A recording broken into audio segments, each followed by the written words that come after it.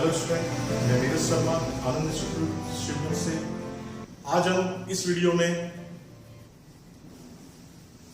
Partnership deed यानी साझेदारी संलेख के बारे में समझेंगे।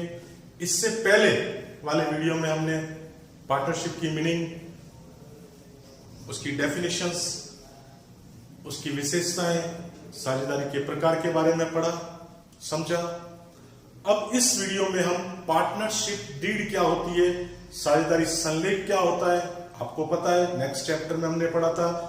नेक्स्ट वीडियो में हमने देखा पार्टनरशिप के लिए दो या दो से अधिक व्यक्तियों के बीच में एक एग्रीमेंट होना चाहिए, एक समझौता होना चाहिए। एग्रीमेंट दो टाइप से हो सकता है, एक लिखित और एक हो सकता है मौखिक। दोनों जो एग्रीमेंट होते हैं उसमें ज्यादा अच्छा कौन सा होता है? लिखित वाला। उसका कारण होता है भविष्य में किसी भी प्रकार की कोई समस्या आती है तो लिखित वाले से उसका सॉल्यूशन किया जा सकता है।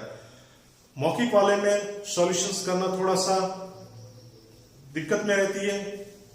जितने भी लिखित समझौते होते हैं वो लिखित समझौते ही अच्छे होते हैं। लिखित समझौता जो होता है पार्टनर्स के बीच में बिजनेस के बारे में सारी इंफॉर्मेशंस, हम बिजनेस कैसे करेंगे, हमारा बिजनेस क्या होगा, क्या कैपिटल होगी, क्या इंटरेस्ट होगा, सैलरी वाला पॉइंट, जो वर्क करेगा उसको सैलरी मिले नहीं मिले, इन सारी बातों के बारे में पूरा लिख दिया जाता है। और जो पूरा एक फॉर्मेट बनाया जाता है जिसपे दोनों पार्टनर एग्री होते हैं वो ही पार्टनरशिप डीड होती है। तो बच्चों, साझेदारी संलेख, पार्टनरशिप डीड। पार्टनरशिप डीड क्या होती है? साझेदारों के मध्य लिखित समझौता। क्या कहलाता है बच्चों? साझेदारी संलेख। दोनों के बीच में जो एग्रीमेंट होता है वो एग्रीमेंट कैसा होना चाहिए? रिटर्न में। रिटर्न में होने के कारण फ्यूचर के जो डिस्प्यूट होते हैं उसको सॉल्यूशन किया जा सकता है। अब इस पार्टनरशिप डीड में क्या क्या लिखा जाता है? तो पार्टनरशिप डीड में संलेख में निम्न बातों को शामिल करते हैं। सबसे फर्स्ट, फर्म तथा साझेदारों के नाम और पते। फर्म का नाम क्या होगा दोनों डिसाइड करते हैं। उस फॉर्मेट में कौन कौन पार्टनर है उनका नाम लिखा हुआ होता है। फर्म किस जगह होगी, पार्टनर कहां रहते हैं उनके बारे में एड्रेस होगा। सेकंड पॉइंट, व्यवसाय की प्रकृति, बिजनेस कौन सा किया जाए, किस एरिया में किया जाए, उसके बारे में लिखा होता है। थर्ड पॉइंट है साझेदारों की पूंजी और पूंजी पर ब्याज के बारे में। कौन सा पार्टनर कितनी कैपिटल इंट्रोड्यूस करेगा, उसको ब्याज मिलेगा या नहीं मिलेगा, मिलेगा तो कितने परसेंटेज बेस पर मिलेगा, उसके बारे में लिखा होता है। नेक्स्ट पॉइंट, आहरण और आहरण पर ब्याज। पार्टनरशिप फर्म के अंदर जो पार्टनर होते हैं जितने भी अपना पैसा होता है वो सारा इंट्रोड्यूस कर देते हैं कैपिटल के रूप में बिजनेस में। जब उनको पर्सनल यूज के लिए कोई जरूरत होती है तो वो बिजनेस से विड्रॉल करते हैं पैसा। जब पर्सनल यूज के लिए जो विड्रॉल किया जाता है वो क्या होता है? ड्रॉइंग यानी आहरण। तो कितना विड्रॉल, कौन सा पार्टनर कितना विड्रॉल करेगा, विड्रॉल करेगा तो क्या इंटरेस्ट पे करना पड़ेगा उसको, यानी पार्टनरशिप फर्म में उसको कितना इंटरेस्ट पे करना है। वो इंटरेस्ट पे इसलिए किया जाता है कि अगर वो यहां से नहीं पैसा लेता बिजनेस में से तो बैंक से लेता, तो बैंक को इंटरेस्ट पे करना होता है। उसके बाद नेक्स्ट पॉइंट है लाभ हानि विभाजन अनुपात। पार्टनरशिप डीड में दोनों ही जो पार्टनर होते हैं उन पार्टनरों के बीच में प्रॉफिट का रेशियो क्या रहेगा, जो प्रॉफिट्स होगा एंड ऑफ द ईयर उस प्रॉफिट्स को कैसे डिस्ट्रीब्यूट करेंगे, कैसे बांटेंगे, उस इक्वल बांटेंगे, रेशियो में बांटेंगे, उसके बारे में बताया गया, लिखा हुआ होता है। नेक्स्ट पॉइंट, साझेदारों के पूंजी खाते रखने की विधियां। पार्टनर्स अपने जो कैपिटल होती है वो, इसके अलावा उनको सैलरी, बोनस, कमीशन, पूंजी पर ब्याज, इंटरेस्ट ऑन ड्रॉइंग, उसके कारण उनका जो कैपिटल होती है वो बदलती रहती है। हो सकता है अब उनको एंड ऑफ द ईयर पता करना है कि हमारी पार्टनर की कैपिटल कितनी है बिजनेस में, उसके लिए उनको पार्टनरशिप बिजनेस के अंदर फाइनल अकाउंट्स के अंदर पार्टनर कैपिटल अकाउंट बनाना पड़ता है। ठीक है, तो किस मेथड से पार्टनर कैपिटल अकाउंट बनाया जाएगा नेक्स्ट पॉइंट है साझेदारों के अधिकार, कर्तव्य और दायित्व। पार्टनरशिप डीड में यह बता दिया जाता है कि कौन सा पार्टनर क्या करेगा, उसको क्या अधिकार है, उसके पार्टनरशिप फर्म के प्रति क्या लायबिलिटीज होगी, ये सारी उसके अंदर शो कर दी जाती है। नेक्स्ट पॉइंट है नए साझेदार का प्रवेश, अवकाश, दायित्व के संबंध में प्रोविजंस, इसके बारे में लिखा जाता है। नया साझेदार बिजनेस 2 चला रहे होते हैं और कैपिटल की जरूरत होती है बिजनेस को बढ़ाने के लिए या मैनेजमेंट करने के लिए जरूरत होती है, तो एक व्यक्ति को, एक पर्सन को और जोड़ा जाता है साथ में, तो वो होता है इस बिजनेस के लिए न्यू पार्टनर। न्यू पार्टनर आएगा तो जो पहले से पार्टनर है उनके प्रॉफिट शेयरिंग रेशियो क्या होगा, कैसे वो प्रॉफिट, अब पहले 2 बांटते थे, अब वही प्रॉफिट्स को 3 में बटेगा, किस रेशियो में बटेगा, उससे कितनी कैपिटल, नए पार्टनर से कितनी कैपिटल मंगवानी है, ये सारी बातों के बारे में बताया जाता है। उसके बाद अगर अवकाश, मृत्यु के संबंध में पार्टनर जैसे आता है तो प्रवेश, पार्टनर्स अगर छोड़ के चला जाता है तो अवकाश कहलाता है या उसकी डेथ हो जाती है। इस कंडीशंस में जो पार्टनर जा रहा है छोड़कर, उसका फाइनल पेमेंट कैसे किया जाए, क्या क्या प्रोविजंस होंगे, उनके बारे में बताया जाता है। नेक्स्ट है फर्म के समापन पर भुगतान की विधि। जब फाइनल क्लोज किया जाता है बिजनेस, जब पार्टनरशिप फर्म को बंद किया जाता है, तो आउटसाइडर लायबिलिटीज का पेमेंट करने के बाद पार्टनर को उसकी कैपिटल कैसे दी जाएगी, क्या प्रोसीजर रहेगा, उसके बारे में बताया जाता है। इसके अलावा बहुत सारी बातें हैं जो पार्टनरशिप डीड में लिखी जाती है, बहुत सारी बातें हैं जो पार्टनरशिप डीड में लिखी जाती हैं। मैंने आपके सामने जो मोस्ट इंपॉर्टेंट चीजें होती है उनके बारे में डिस्कस किया।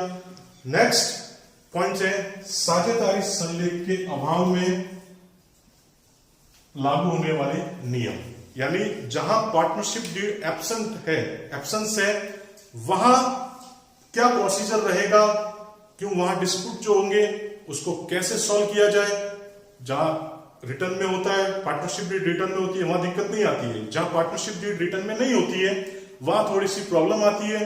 तो उस प्रॉब्लम का सॉल्यूशन करने के लिए आईपीए, इंडियन पार्टनरशिप एक्ट के तहत कुछ नियम बता रखे हैं। ये बच्चों एग्जाम के लिए और आगे अपने चैप्टर के लिए बहुत ही इंपॉर्टेंट रूल्स हैं। इन रूल्स को अपन को बहुत अच्छे से समझना है। क्या क्या रूल्स हैं जब पार्टनरशिप डीड नहीं होती है रिटर्न में।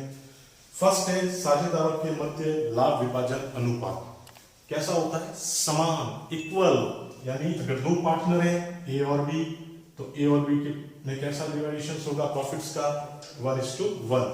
3 पार्टनर हैं ए बी सी, तो इनमें भी 1:1, इक्वल शेयर करेंगे ये।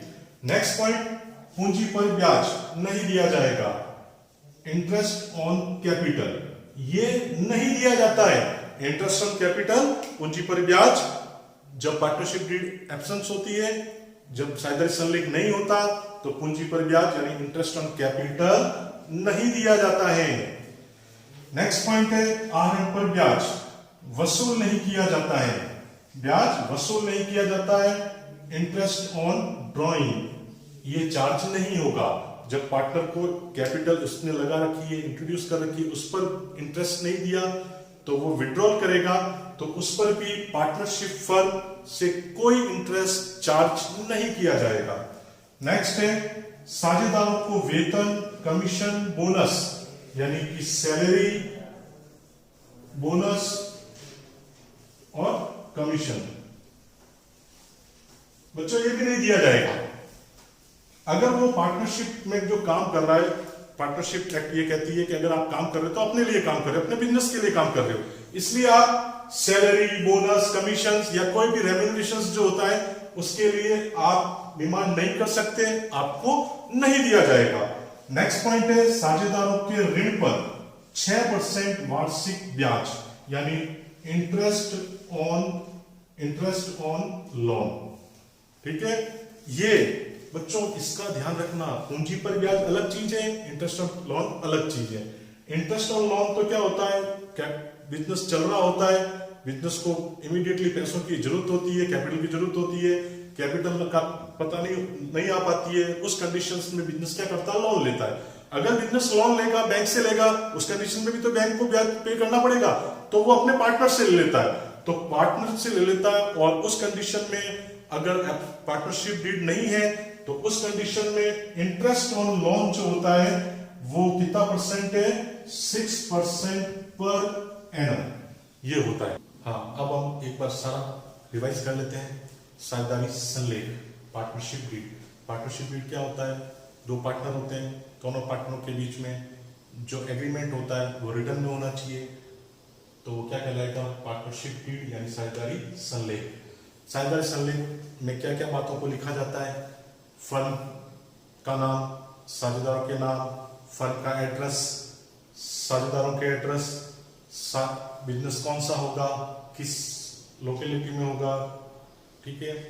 उसके बाद पार्टनर की कैपिटल क्या होगी, कैपिटल पर इंटरेस्ट कैलकुलेट होगा नहीं होगा, पार्टनर पर्सनल यूज के लिए कितना ड्राइंग कर सकता है, ड्राइंग करेगा तो उसके ऊपर इंटरेस्ट कितना पे करना होगा उसको, न्यू पार्टनर आएगा तो क्या प्रोसीजर रहेगा, बिजनेस में जो प्रॉफिट्स होंगे उसको कैसे बांटेंगे हम। नेक्स्ट है आपका पार्टनरशिप में किसी पार्टनर की डेथ हो जाती है या रिटायरमेंट हो जाता है तो क्या प्रोसीजर रहेगा पेमेंट का। जब पार्टनरशिप फर्म को बंद कर दिया जाएगा तो उसको में पार्टनर को कैसे पेमेंट किया जाएगा, इन सारी बातों को पार्टनरशिप डीड में लिखा जाता है। जहां पार्टनरशिप डीड नहीं होती है वहां पर पार्टनरशिप एक्ट ने रूल्स बना रखे हैं। वो रूल्स क्या है, साझेदारों के बीच जो प्रॉफिट्स होता है वो प्रॉफिट्स कैसे डिवाइड होता है, इक्वल होता है। नेक्स्ट, इंटरेस्ट ऑन कैपिटल नहीं दिया जाता है, इंटरेस्ट ऑन ड्राइंग नहीं चार्ज किया जाता है, पार्टनर को किसी प्रकार की सैलरी बोनस कमीशन पे नहीं होता है, लेकिन पार्टनर को लोन पर इंटरेस्ट 6% पर एनम दिया जाएगा। तो बच्चों, नेक्स्ट वीडियो में हम प्रॉफिट एंड लॉस एप्रोप्रिएशंस, लाभ हानि नियोजन खाते के बारे में डिस्कस करेंगे। मिलते हैं नेक्स्ट वीडियो में। Thank you.